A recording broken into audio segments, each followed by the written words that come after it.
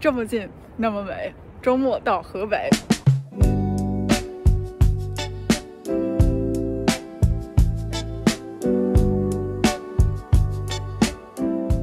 I'm headed out to China.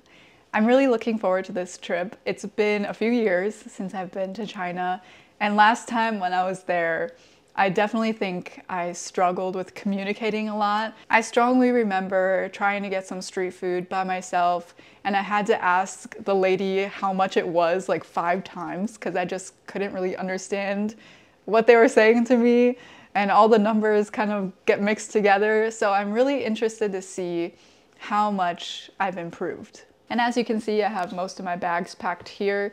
I'm basically ready to go. Now I just gotta wait for my flight tomorrow. Our long journey starts with the Boston metro system.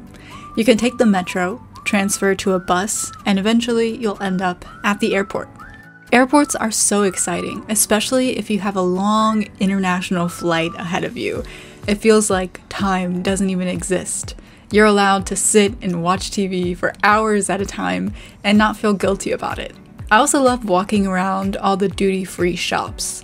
To be honest, I don't think the prices are that much different from normal stores, but sometimes they have products that are exclusively sold at airports, so it's still worth a look. Now we can finally board the plane. Chinese airlines are always so thoughtful with the things they give you on the flight. Socks, earplugs. Wait, what's that? Toothbrush. Toothbrush? See, they care That's about so rare. Wake me up. Wait, what's the other side So then? cute. What if I don't want to be Do awake? not disturb. You can choose based on your mood. This was by far the longest flight I've ever been on. Normally, flying from the US to China takes about 12 hours, but this time our flight flew 6 hours to Brussels, where they stopped for 1.5 hours, getting gas. Then we fly another 11 hours to China. The food on the flight was okay. Nothing to write home about, that's for sure. They had a few different options, but I stuck with chicken and rice most of the time.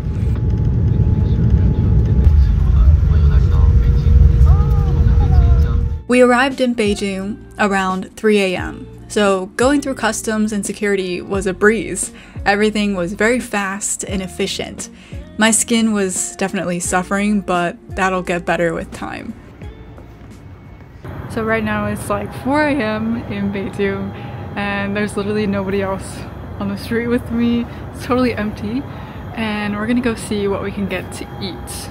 There are a lot of places that are actually open 24/7. Maybe we can get some McDonald's, Hot Pot, Haidilao, but let's just go see what we can get. 现在是4点18分，我们在 Beijing Station. I'm so excited to get on the subway or metro. No, What is it? high-speed train. Oh, the train. I'm so excited. There's barely anybody here, and we figured there are a lot of things to eat and to do around here, but we might as well just get on the train and go home. And there are also a lot of things to eat inside here, so we're gonna see what we can find here instead. We still hadn't bought a ticket, but there's a train about every 30 minutes, so we'll just take the earliest one.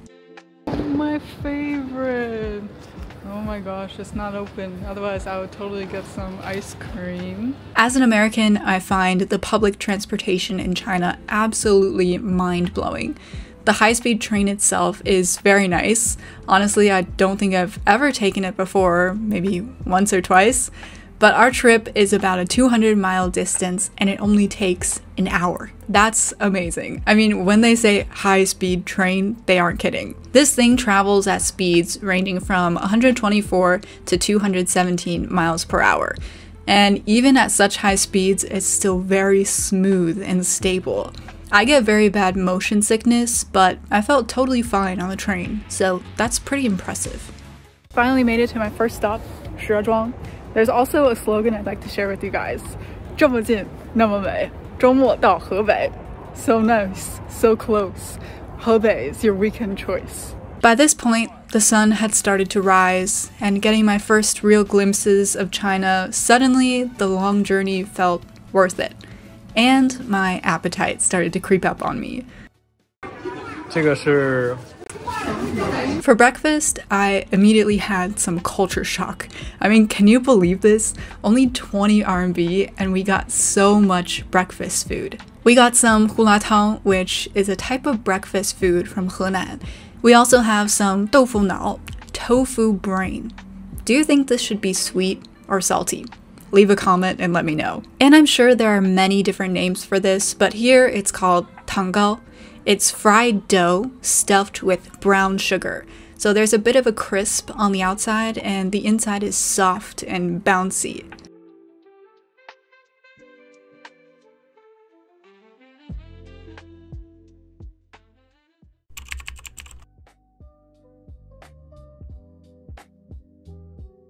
Sometimes jet lag has its benefits. If I wasn't suffering from jet lag, I would have never been able to get up at 6 a.m. and head out to the morning market. Here there are so many local vendors selling fresh produce, snacks, and different ingredients. You can even see things being freshly prepared, like this majiang, which is similar to peanut butter, but it's made from sesame seeds. It goes great with noodles or hot pot. Let's get some breakfast before our next stop. This is jianbing. It's a common breakfast food in northern China. It's a type of flatbread with an interesting crispy texture inside.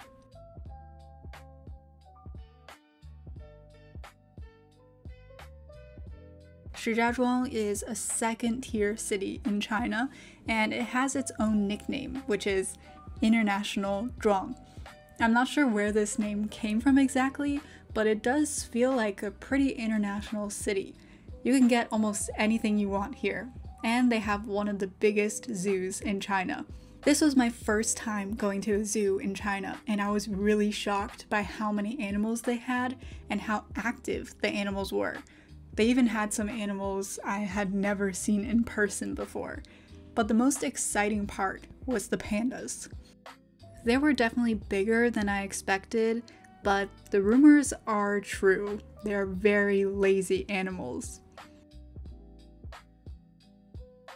In total, we spent around 4 hours walking around in the cold, and we didn't even see everything the zoo had to offer. It's that big.